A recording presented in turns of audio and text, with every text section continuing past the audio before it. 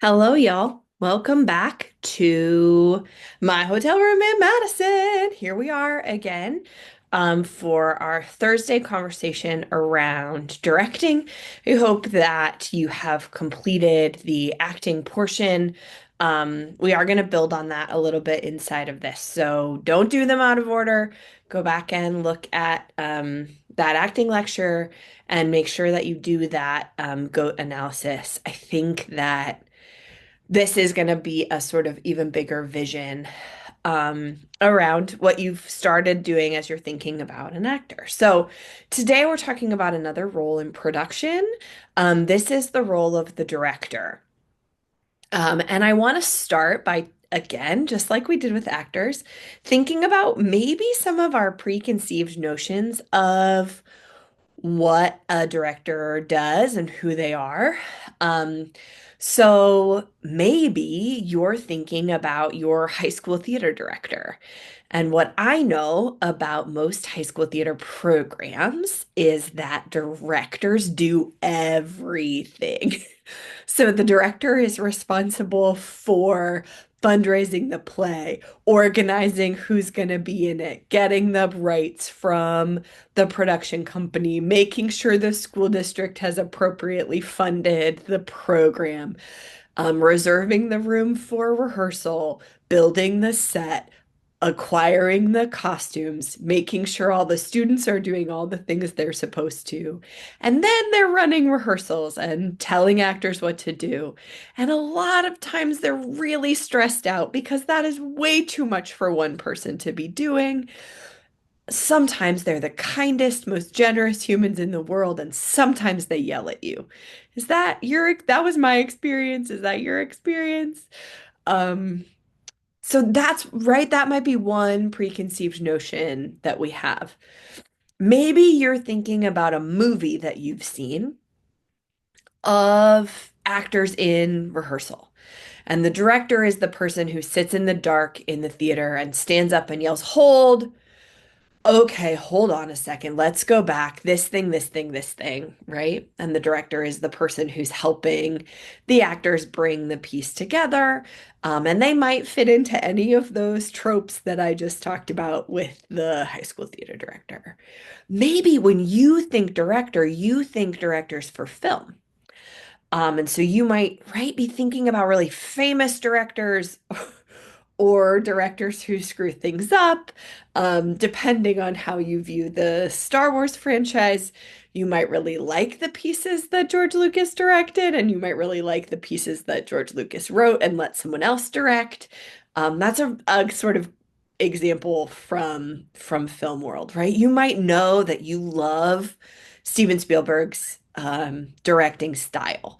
And so anything that he makes, you know you're gonna like this film. You could say the same thing about Quentin Tarantino or Martin Scorsese, or I'm just naming all the like very famous, mostly white male directors in American film. Now, there are a lot of other people directing in film and theater with different voices. And of course, that makes a huge difference in how they direct. Um, a lot of those directors in film who have those very particular styles are working as writers as well, right? So a lot of times they are um, not only directing the pieces they're directing, but they're also a key part of the writing team. And that's a big part of how they maintain those styles. Um, it's one of the biggest ways that you can, yeah, like look at if a director is also on the writing team or not. That tells you a lot about the style of that director and what's important to them. Um, so one of the things I'm going to talk about a lot as I continue to discuss directors is that this, just like actors, there is not one way to do this. There's not a singular, this is what directing looks like. That's just false. I I'm in the middle of a tech process with a director who works one way, and when I get back to Miami and go into the tech process for Midsummer, for A Midsummer Night's Dream, which is the play you all are going to see, that director works in a completely different way. And when I think back to the shows that I did this fall, those directors are working in completely different ways than these people work in. And some of that is based around production company, different production companies produce differently. Some of that is based around script, different scripts need different things. And some of that's just based around different humans. Like, we don't do things the same way because we're not the same people. And one of the great things about that is that that's what makes every theater production of A Midsummer Night's Dream different from the one before it. It's made by humans. We could go on a little AI tirade there. I won't. But I do want you to think about that, right? Like, what is your unique perspective on the world? How does that impact the way you interpret text? How might that interpret who you would be as a director if you decided to step into those shoes? And then, because I'm always interested in you applying all of this stuff to what you do, take a step back and think about what that means for your chosen career path. If you have a lens through which you see these plays that you're reading in this class, is that perhaps the same lens that you see marketing campaigns? Future marketing campaign director? Is that the way that you view management? Future business manager? Is that the lens through which you view the world and might bias the way you look at data? Future biological chemical engineer? I, we're human beings. That's our strength. And understanding our own humanness and our own biases and our own interpretations is one of the things that we have to be constantly aware of. And the more aware of it we are, um, the more we understand our own strengths and positions in the world. So that was my applying theater to all the other things. And now we're going to dig into the content of directing. Okay.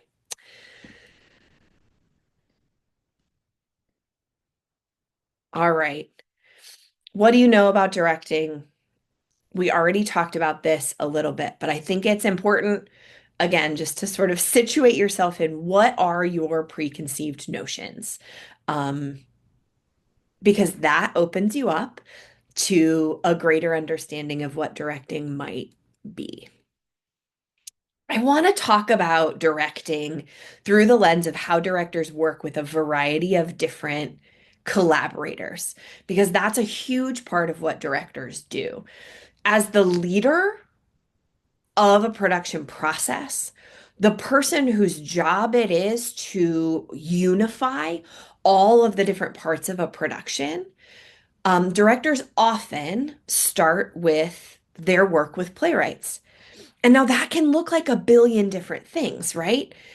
Nine times out of 10, the director is collaborating with a playwright, and the only piece of evidence that they have from that playwright is the script in front of them. And of course, the research that they can do around that playwright and around that script. But most of the time, they're not in direct collaboration with the playwright. So the playwright might be dead, the playwright might be too busy, the playwright might be not interested in collaborating with directors because they wrote that play 10 years ago and they're working on a new play. That's common, right? But the director, one way we can think about the director's job, the key role of the director, is that they are the person in charge of interpreting the playwright's script. The playwright had intentions. We have to pick apart that play in order to fully understand the playwright's intentions. And sometimes we have to make choices around which of those intentions we're going to emphasize for an audience. And that's what a director does. Now, everyone on a production team is interpreting the playwright script. As a lighting designer, I'm doing that. We talked about how an actor is doing that in their analysis, right? Everyone is doing this. But the director's interpretation is what we typically think about as the production concept or the production vision. And that is going to be something that designers and actors trust. We are going to trust that the director sees the big picture. That's their job. My job is to create the lighting design. An actor's job is to portray a character. And the director's job is to put it all together, to see the overall vision and to help every single one of us bring that overall vision to life. So I'm going to use interpretation, concept, vision, simultaneously throughout this lecture and as we continue to talk about directing. Because I really think it can be any of those things, right? It might even be the central theme that the director has decided is the most important. Um, and again, this works differently depending upon the play, the production, the director, what's important to them, and how do they like to work. And so there is not a single right way to talk about this. Again, we're just trying to better understand it. So, how how does a director work with a playwright? Well, if they have the permission of the playwright, or if the script is in the public domain, um, which I think means I think contemporary law says that that's something that was written more than 100 years ago. It might be 80. I don't, different things, different rules. Consult your own legal advisor. But if a play is in the public domain, or if a director has the permission of the playwright, the director might cut, change, adapt a script. Um, when you hear about a Broadway revival of a thing, particularly when they have changed significant things about a character, like the gender of an actor playing a character or some other important piece of the story, they typically have the permission of the playwright, um, the composer, the original writers of the piece to do that. When a director is directing Shakespeare or one of those classical playwrights, they are absolutely almost always cutting, changing, adapting that script to make it say to the contemporary audience what they want it to say. Because directors are the lead interpreter of a script, their understanding of its historical and cultural context is incredibly important.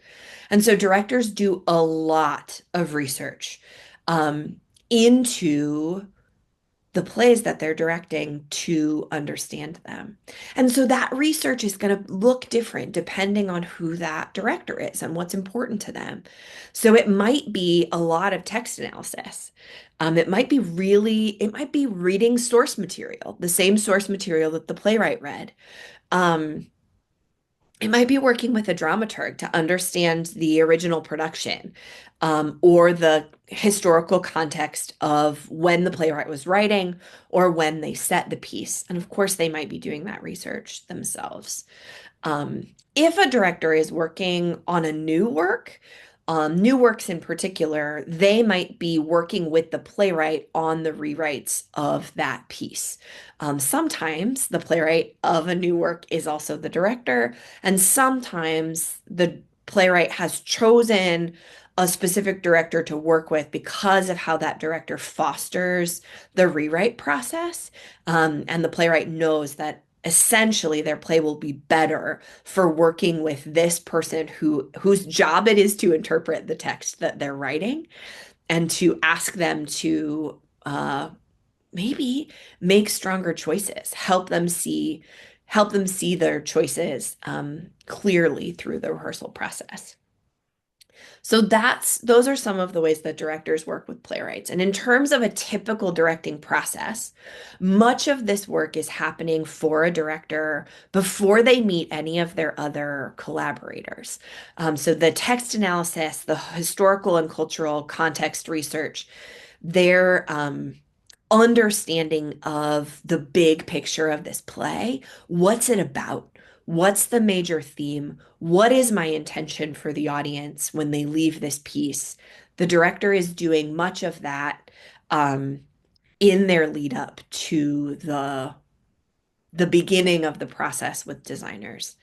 Now, that's the next phase of the work of a director is to begin to craft the world of the play with designers.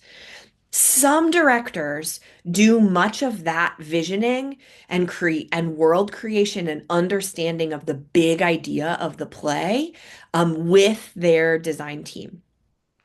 Some directors come to a first design meeting with an understanding of that play and vision. Some directors come to the first design meeting with an understanding of the play and many questions for the team at the table around the concept and vision that this team wants to bring to life.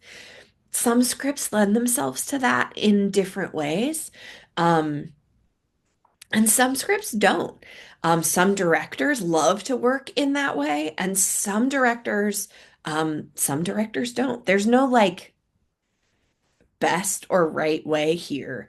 Um, there's just a lot of different aspects. So directors are going to work with designers to establish the world of the play. They are going to um, typically start with a concept or a vision that gives designers a direction. Um, they're not going to tell us how to do our jobs. The same way typically a director is not going to tell an actor how to do their job. They're going to use adjectives, emotions, other ways of describing the world, and the intended response of the audience. A huge part of this part of the process is about really articulating as a team, what do we want the audience to understand about this play? And how are we making choices throughout the design process that are going to help the audience understand this vision, concept, interpretation of the text so that we create a world where actors really bring that to life. The other major job of the director is to keep the designs unified and working toward the same goal. There are a lot of different ways to design, for example, the fence in Fences, right? The fence in Fences can look like a lot of different things. And how that fence comes to life inside of Fences should impact many other things about what we're seeing on stage.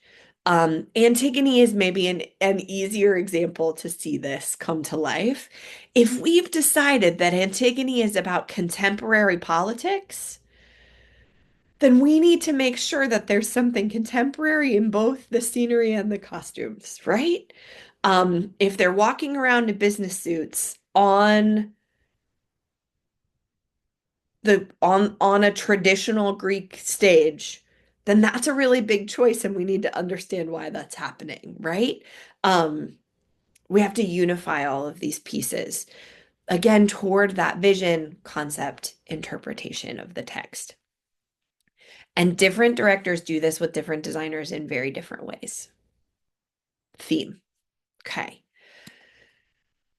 Typically, the next phase inside of a director's process, so if they started with text analysis, understanding of the historical and cultural context of a play, thinking through their interpretation, vision, concept, they start working with designers to create the world of the play so that they understand what the actors are wearing, the world that they're working in, the ground plan that they have.